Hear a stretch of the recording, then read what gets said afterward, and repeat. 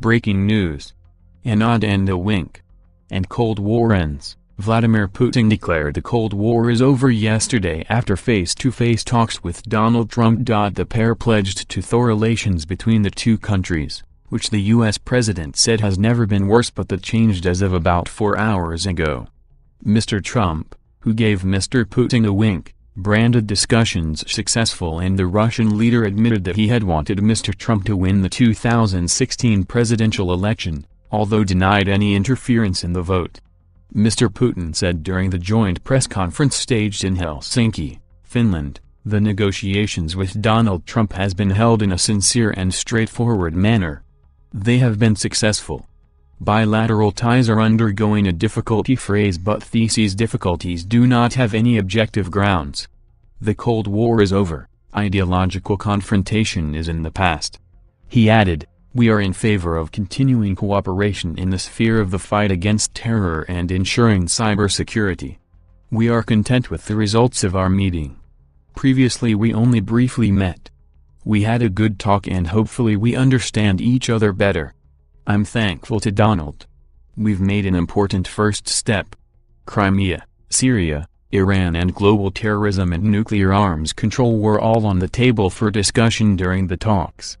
Mr. Trump, who winked at the Russian leader after a private meeting together, made clear his hopes for an extraordinary relationship in future. The U.S. president also made clear getting along with Russia would be a good thing, not a bad thing. If we are going to solve many of the problems facing our world, we will have to find ways to cooperate. We made the first steps towards a brighter future, grounded on cooperation and peace, he said. Refusing to engage will not accomplish anything. Ahead of the meeting at the presidential palace in Helsinki, the U.S. president took to Twitter to blame Washington for the frosty relations between the two countries.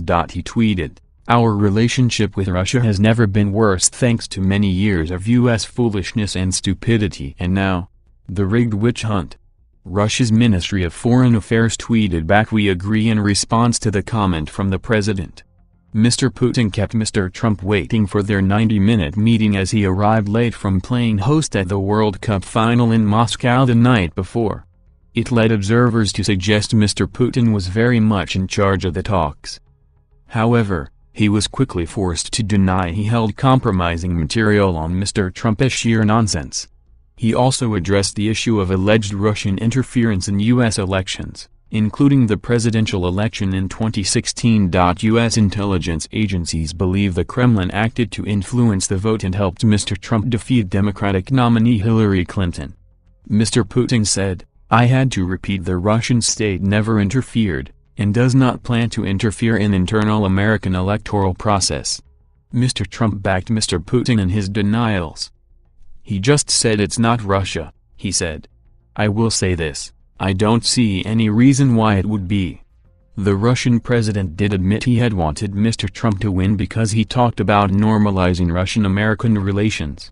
Their meeting comes days after the U.S. Justice Department indicted 12 Russian military intelligence officers for their role in hacking democratic entities during the 2016 presidential campaign. Fears were raised that Moscow's aggression may go unchallenged. In the U.S. Congress, both Democratic and Republican members condemned Mr. Trump's decision to attend the summit in the wake of the hacking claims. But he went ahead with the summit in spite of the opposition. He said during the press conference, "We have a lot of good things to talk about. We have discussions on everything from trade to military, to missiles, to nuclear, to China. We'll be talking a little bit about China, our mutual friend President Xi. I think we have great opportunities together as two countries that frankly we have not been getting along very well for the last number of years. I think we will end up having an extraordinary relationship. I've been saying over the years that getting along with Russia is a good thing, not a bad thing. I think the world wants to see us get along. We are the two great nuclear powers. We have 90% of the nuclear, and that's not a good thing, it's a bad thing. We all have a lot of questions and hopefully, we will come up with answers." Mr. Trump, who frequently looked at his Russian counterpart, added, "It is great to be with you." No mention was made in public of a series of issues, which have led to U.S.-Russian relations to fall to its lowest point since the Cold War.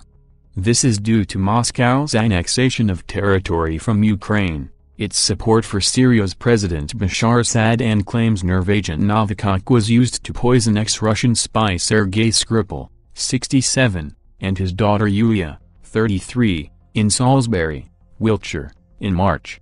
The leaders first met alone in the Finnish presidential palace's Gothic hall before aides joined them.